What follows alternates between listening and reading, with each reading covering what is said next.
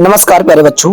आज के इस वीडियो में हम लोग सामाजिक विज्ञान के 5 महत्वपूर्ण प्रश्नों को डिस्कस करेंगे और ये सभी प्रश्न आपके बोर्ड एग्जाम के लिए बहुत इंपॉर्टेंट होंगे। साथ ही साथ आपको एडिशनल जानकारी दी जाएगी, तो इसके लिए आप एक कॉपी और एक पेन साथ लेकर बैठे। पहले क्वेश्चन से शुरू करता हूं। पहला क्वेश्चन आपकी स्क्रीन पर है कि कौन सा दिन राष्ट्रीय उपभोक्ता दिवस के रूप में मनाया जाता है? तो बेटा जो इसका आंसर है 24 दिसंबर। क्या 24 दिसंबर?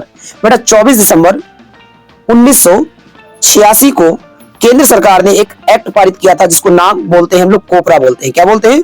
कोपरा बोलते हैं। क्या बोलते हैं? कोपरा। कोपरा का फुल फॉर्म होता है कंज्यूमर प्रोटेक्शन एक्ट और इस एक्ट के माध्यम से उपभोक्ताओं को 6 अधिकार दिए गए थे।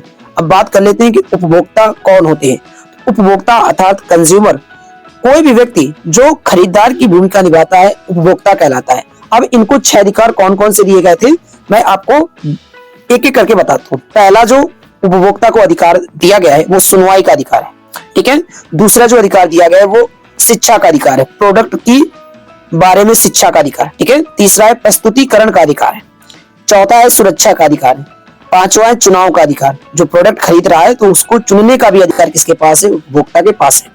छठवां है चुनाव का अधिकार, ठीक है। तो ये 6 अधिकार प्राप्त है एक उपभोक्ता को, ठीक है।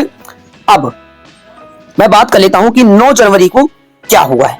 तो 9 जनवरी 1915 को आपको पता है महात्मा गांधी जी भारत आए थे और 9 जनवरी को हम लोग प्रवासी भारतीय दिवस मनाते हैं।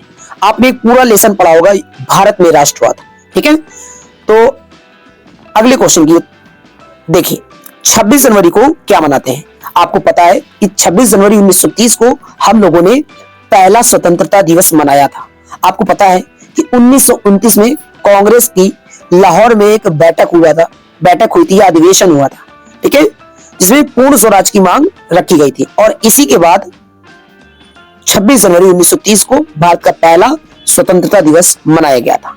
इतनी जानकारी आपको इस क्वेश्चन से मिली। आपके लिए ये जानकारी बहुत जरूरी है, आप इसको नोट कर लीजिए। बात कर लेता हूं सेकंड क्वेश्चन की। सेकंड क्वेश्चन आपकी स्क्रीन पर है कि नमक यात्रा कब शुरू हुई? बेटा नमक यात्रा बोले या नमक सत्याग्रह बोले या दांडी मार्च बोले या सिविल डिसओबीडियंस मूवमेंट बोले या सविनय अवज्ञा बोले, बात एक ही, बस थोड़ा डिफरेंस मैं आपको एक्सप्लेन करता हूं कैसे। देखिए जो इसकी शुरुआत हुई थी बेटा 12 मार्च को। अब ध्यान से सुनिए, आप साबरमती आश्रम का नाम सुना होगा। साबरमती आश्रम जिसकी स्थापना गांधी जी ने 1916 को की थी। कब की थी? 1916 को की थी गांधी जी ने, ठीक है। अब जरा ध्यान से सुनिए, तो जो ये यात्रा शुरू हुई थी साबरमती आश्रम से लेकर दांडी एक जगह है गुजरात में, यहां तक ये यात्रा थी और इस यात्रा को गांधी जी को पूरा करने में 24 दिन का समय लगा था। साबरमती आश्रम से दांडी तक की जो दूरी थी बेटा ये थी आपकी 241 मील। कितनी? 241 मील, या अगर किलोमीटर की बात करें तो 390 किलोमीटर। गांधी जी के साथ उनके 78 अनुयायी थे इस पूरी यात्रा में। तो जब गांधी जी दांडी पहुंच गए तो वहां पर इन्होंने नमक के ऊपर जो टैक्स लगा था तो इस टैक्स को इसको तोड़ा, सांकेतिक रूप से नमक उबाला और इस कानून को तोड़ दिया, ठीक है। यही था, इसी के साथ शुरू हो गया था सविनय अवज्ञा आंदोलन। क्या शुरू हो गया था? सविनय अवज्ञा आंदोलन, ठीक है। तो ये पूरा ही क्या कहलाता है? नमक यात्रा या नमक सत्याग्रह कहलाता है। आई होप आप समझ गए होंगे। अब मैं बात कर लेता हूं अन्य क्वेश्चन की। देखिए 1930 को और क्या हुआ था बेटा? 1930 को फर्स्ट गोलमेज सम्मेलन हुआ था। क्या हुआ था? फर्स्ट राउंड टेबल कॉन्फ्रेंस हुआ था। पहला गोलमेज सम्मेलन भी कब हुआ था बेटा? 1930 को ही हुआ था, ठीक है। चलिए अगले क्वेश्चन की तरफ मूव करते हैं। अगला क्वेश्चन आपको स्क्रीन में दिख रहा होगा कि निम्नलिखित में से कौन सा भौगोलिक क्षेत्र का प्रतिशत राष्ट्रीय वन नीति द्वारा निर्धारित किया गया? मतलब यह है कि भारत का जितना भी क्षेत्रफल है, भारत का जितना भी क्या है क्षेत्रफल है, उस पूरे क्षेत्रफल के कितने पार्ट में वन होना चाहिए? तो बेटा जो इसका आंसर है ये 33% पार्ट में क्या होना चाहिए? वन होना चाहिए। ये घोषित किया गया था राष्ट्रीय वन नीति के द्वारा। तो इसका आंसर क्या हो जाएगा? 33%। अब मैं आपको अन्य महत्वपूर्ण प्रश्न बताता हूं। देखिए 43% पार्ट में भारत में जलोढ़ मृदा पाई जाती है। कौन सी मृदा? जलोढ़ मृदा पाई जाती है। सबसे ज्यादा मृदा भारत में कौन सी पाई जाती है? तो जलोढ़ मृदा पाई जाती है। ठीक है, 24% पार्ट में क्या पाया जाता है? तो बेटा 24% पार्ट में इस समय वन है भारत में। होना चाहिए कितना? 33%, लेकिन है कितना? 24.62% है इस समय। ठीक है, और होना कितना चाहिए? 33%। ठीक है, इस बात को याद रखिएगा। अच्छा, 8% क्या है बेटा? 8% भारत में जैव विविधता पाई जाती है। क्या पाई जाती है? जैव विविधता। तो आपको इस क्वेश्चन से इतनी जानकारी मिली। वीडियो अगर अच्छा लगे तो वीडियो को शेयर कर दीजिएगा। अगले क्वेश्चन की तरफ बढ़ते हैं। अगला क्वेश्चन है बेटा कि आर्थिक महामंदी की शुरुआत किस वर्ष हुई? या यही क्वेश्चन ऐसे भी पूछ लिया जाता है कि विश्व में आर्थिक महामंदी की शुरुआत कब हुई?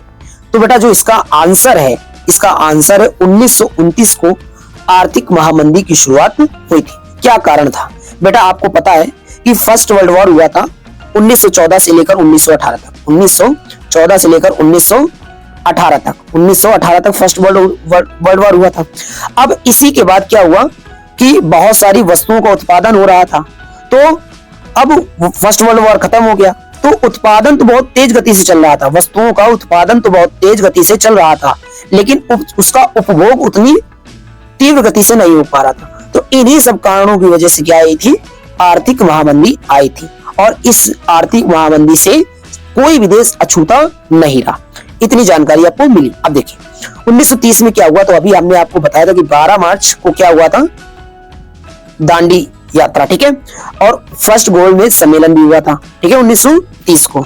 अच्छा, 1931 को क्या हुआ था? तो बेटा 1931 को आपका सेकंड गोलमेज सम्मेलन हुआ था। क्या? सेकंड राउंड टेबल कॉन्फ्रेंस हुई थी। ठीक है, अच्छा 1932 में क्या हुआ था? बेटा 1932 में थर्ड राउंड टेबल कॉन्फ्रेंस हुई थी और गांधी जी और बी.आर. अंबेडकर जी के बीच में पूना पैक्ट हुआ था। क्या? कौन सा पैक्ट हुआ था? पूना पैक्ट हुआ था। और पूना जगह है महाराष्ट्र में। तो ये क्वेश्चन भी आपकी बोर्ड के लिए बहुत इंपॉर्टेंट है कि गांधी जी और बी.आर. अंबेडकर जी के बीच में पूना पैक्ट कब हुआ था? तो 1932 में हुआ था। कहां पे हुआ था? तो पूना में हुआ था। ये क्वेश्चन मैप के लिए भी इंपॉर्टेंट है। और जो अभी हमने आपको दांडी यात्रा वाला बताया या नमक यात्रा वाला बताया, वो क्वेश्चन भी मैप के लिए पूछा जा सकता है। ठीक है, चलिए अगले और अंतिम क्वेश्चन की तरफ बढ़ते हैं कि निम्न में से कौन सा उद्योग चूना पत्थर को कच्चे माल के रूप में प्रयुक्त करता है? तो ये इंपॉर्टेंट क्वेश्चन है। इसका जो बेटा आंसर है सीमेंट। क्या है इसका आंसर? सीमेंट। सीमेंट जो है तो चूना पत्थर को कच्चे माल के रूप में क्या करता है? प्रयुक्त करता है। अब मैं सीमेंट के बारे में बता दूं तो सीमेंट बेटा कैल्शियम कार्बोनेट या मैग्नीशियम कार्बोनेट से बनी चट्टानों में पाया जाता है। ठीक है, अब एक क्वेश्चन ये पूछ लिया जाता है बेटा कि सीमेंट की पहली फैक्ट्री, क्या सीमेंट की पहली फैक्ट्री या कारखाना कब और कहां पे लगाया गया था? तो जो पहला कारखाना लगाया गया था 1904 में चेन्नई में लगाया गया था। कहां लगाया गया था? 1904 में चेन्नई में लगाया गया था। ठीक है, तो बेटा ये रहे 5 महत्वपूर्ण प्रश्न आपके बोर्ड एग्जाम के लिए। अगर ये वीडियो आपको अच्छा लगा हो और इसको आप शेयर कर सकते हैं, जो प्रॉब्लम आए उसको कमेंट करके भी बता सकते हैं। जय हिंद, वंदे मातरम।